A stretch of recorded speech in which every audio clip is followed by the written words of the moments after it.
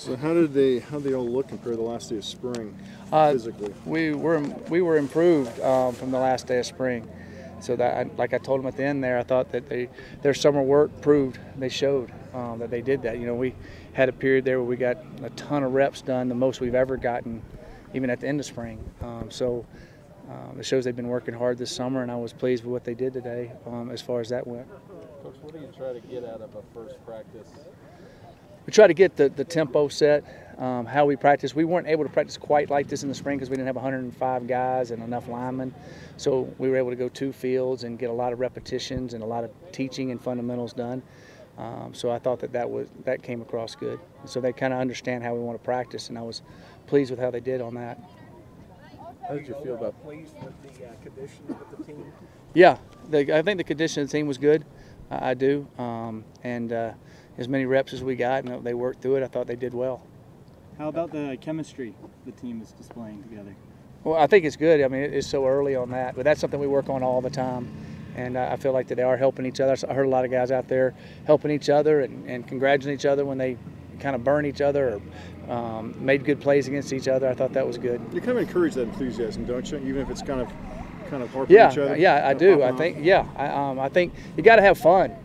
You know, if you go play pickup basketball with a bunch of guys, sometimes you know your friends, you kind of mess with each other, right? So I think it's the same thing. You got to have fun out here, and they looked like to me they were doing that even through a hard practice.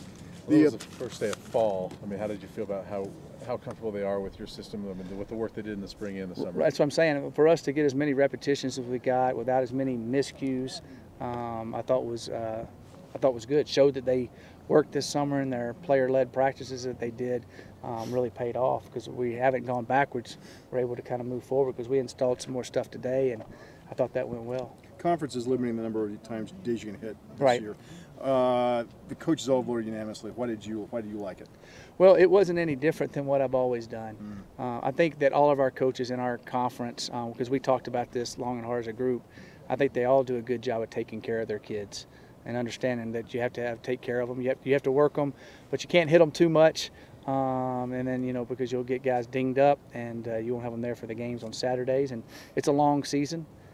And so I think that we all agreed on it, and it really didn't make any difference from what I've done in the past. Did you only hit twice a week in August in San Jose State too?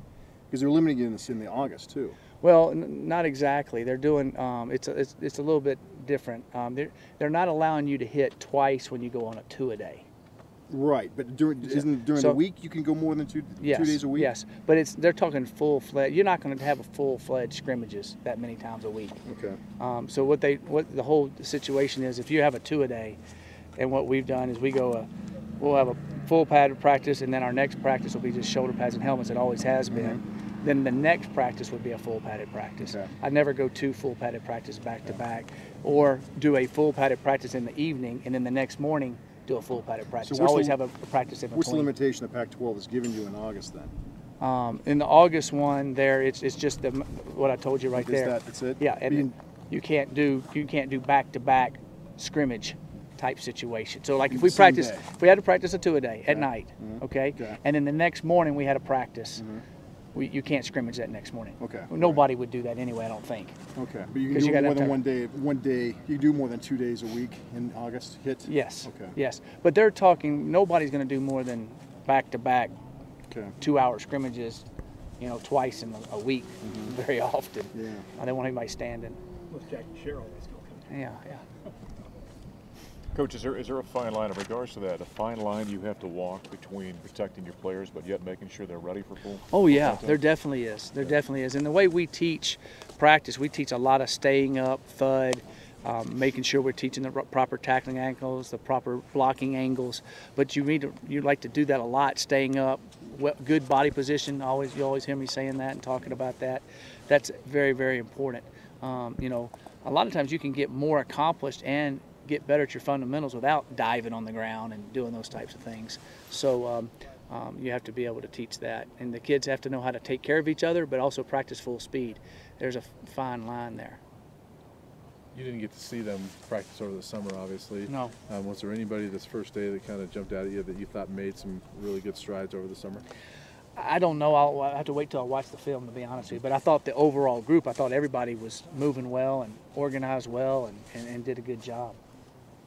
Alex Wood on scholarship, Scott Fernandez on scholarship, and Josh Ford on scholarship. Those young men have done really well in the classroom, have done well on the football field. They're really well respected. They're outstanding young men, and they'll be on scholarship for their senior year, and I'm excited about the role they play for our football team and the role models they are for our team and for our younger players, for sure. Does that leave you with any scholarships left? We have one scholarship left at this time, and we're going to figure out what we're going to do with it. There's some other guys that got a chance on our team to earn that, so we'll see what happens.